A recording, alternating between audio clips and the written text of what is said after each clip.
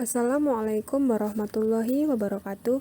Selamat pagi semuanya. Pertama-tama yang terhormat kepada Ibu Jatut Yoga Prameswari, MPD, selaku dosen pengampu mata kuliah analisis kesalahan berbahasa dan teman-teman yang sudah menyimak video ini. Kami dari kelompok 7 ingin mempresentasikan hasil diskusi kami mengenai perbedaan kesalahan dan kekeliruan bahasa.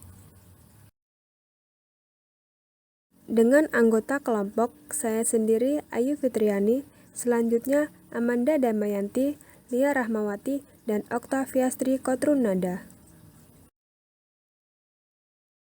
Langsung saja kita memasuki ke materinya. Apa itu kesalahan berbahasa?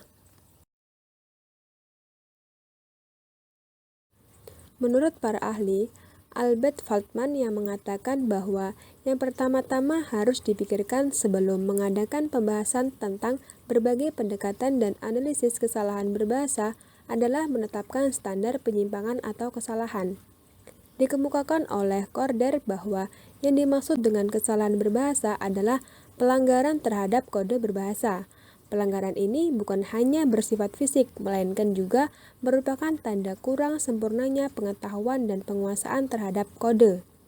Safriyadi tahun 2009 menjelaskan bahwa kesalahan berbahasa Indonesia adalah pemakaian bentuk-bentuk tuturan berbagai unit kebahasaan yang meliputi kata, kalimat, paragraf yang menyimpang dari sistem kaidah bahasa Indonesia baku, serta pemakaian ejaan dan tanda baca yang menyimpang dari sistem ejaan dan tanda baca yang telah ditetapkan sebagaimana dinyatakan pada Panduan Ejaan yang disempurnakan dalam Permendikbud Nomor 50 Tahun 2015.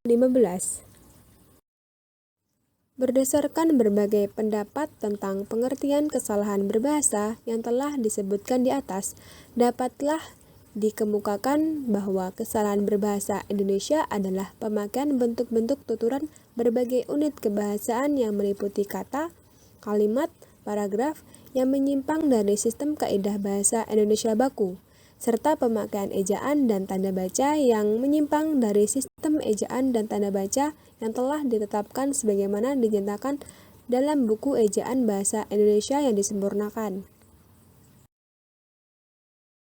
Selanjutnya, ada beberapa kesalahan berbahasa yang sering terjadi dalam kehidupan sehari-hari yang akan dijabarkan sebagai berikut. Yang pertama adalah mistake atau salah, yaitu merupakan penyimpangan struktur lahir yang terjadi karena penutur tidak mampu menentukan pilihan penggunaan ungkapan yang terjadi situasi dengan situasi yang ada. Lalu selanjutnya yang kedua ada slip. Slip merupakan penyimpangan bentuk lahir karena berlahirnya pusat perhatian topik pembicaraan secara sesat atau kelelahan bisa menimbulkan slip bahasa. Lalu yang ketiga adalah silap. Silap merupakan penyimpangan bentuk lahir dari struktur baku yang terjadi karena pemakai belum menguasai sepenuhnya kaidah bahasa. Yang keempat adalah kalimat rancu. Kalimat rancu adalah kalimat yang struktur atau bagiannya ada yang rancu atau tidak sesuai penempatannya. Yang kelima adalah kalimat ambigu. Kalimat ambigu merupakan kalimat yang memiliki makna lebih dari satu atau membingungkan atau ambigu.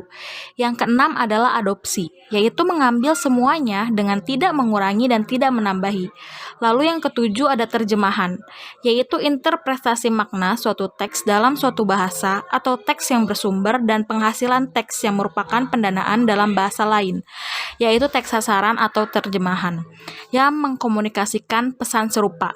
Lalu yang kedelapan adaptasi, yaitu menyesuaikan bentuk maupun lafalnya. Istilah adaptasi merupakan bahasa itu diadaptasi oleh banyak faktor, lingkungan, geografis, dan sebagainya, sehingga menyebabkan variasi-variasi baik dalam bentuk atau pemakaiannya. Selanjutnya, kita akan membahas tentang kekeliruan bahasa. Kekeliruan atau mistake adalah suatu kesalahan yang disebabkan oleh kekilafan semata. Kekeliruan pada umumnya disebabkan oleh faktor performansi. Keterbatasan dalam mengingat sesuatu atau kelupaan menyebabkan kekeliruan dalam melafalkan bunyi, bahasa, kata, urutan kata, tekanan kata, atau kalimat, dan sebagainya.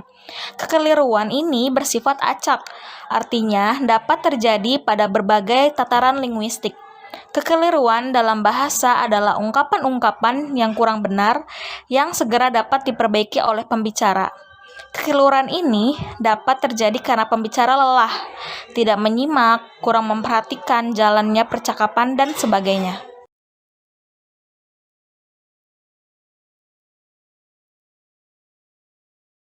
Materi selanjutnya mengenai contoh kekeliruan berbahasa pada istilah.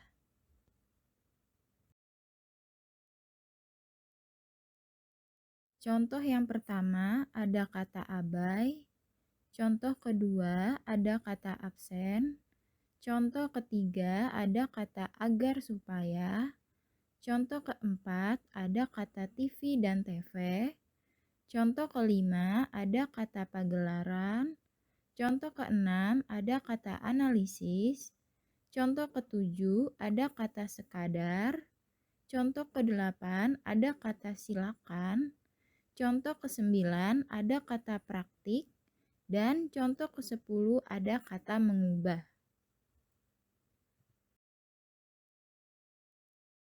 Berikutnya adalah perbedaan antara kesalahan dan kekeliruan bahasa.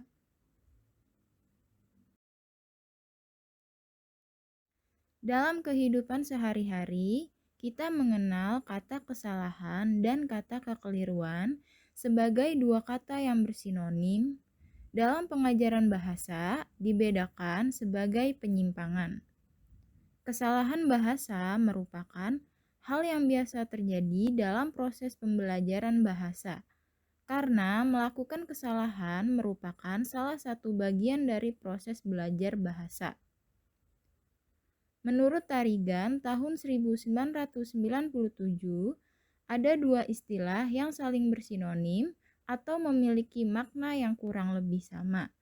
Yang pertama ada kata kesalahan atau error, dan yang kedua ada kata kekeliruan atau mistake.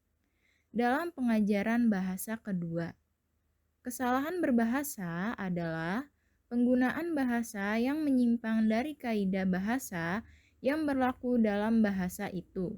Sementara kekeliruan adalah penggunaan bahasa yang menyimpang dari kaidah bahasa yang berlaku dalam bahasa, namun tidak dipandang sebagai suatu pelanggaran berbahasa.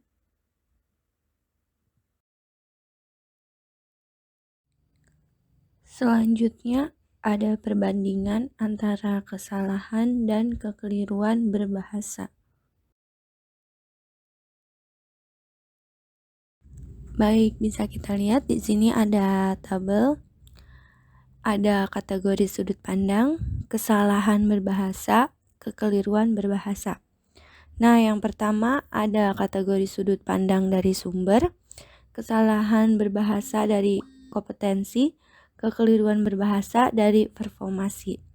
Yang kedua ada kategori sudut pandang dari sifat, kesalahan berbahasanya sistematis, berlaku secara umum. Kekeliruan berbahasanya ada acak, tidak sistematis secara individual.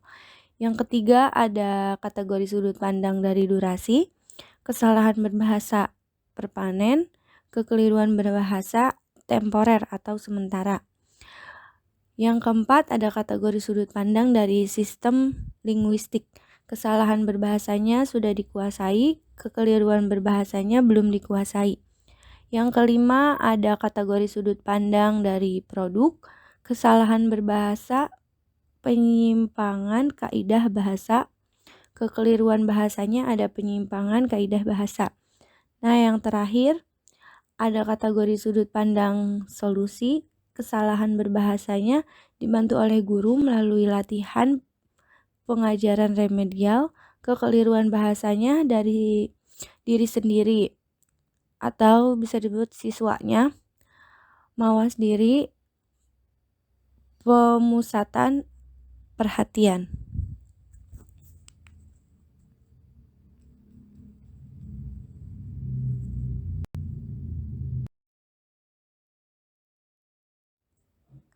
Kesimpulannya,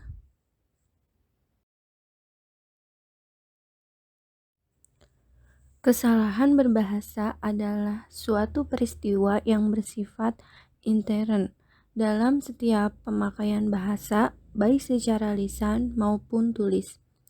Kesalahan berbahasa adalah pemakaian bentuk-bentuk tuturan berbagai unit kebahasaan yang meliputi kata, kalimat, paragraf yang menyimpang dari sistem kaidah bahasa Indonesia baku, serta pemakaian ejaan dan tanda baca yang telah ditetapkan.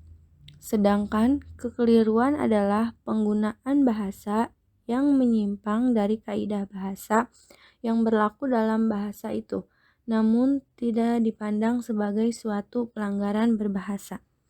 Dalam kehidupan sehari-hari, kita mengenal kata kesalahan dan kekeliruan sebagai dua kata yang bersinonim. Dalam pengajaran bahasa dibedakan sebagai penyimpangan dalam pemakaian bahasa.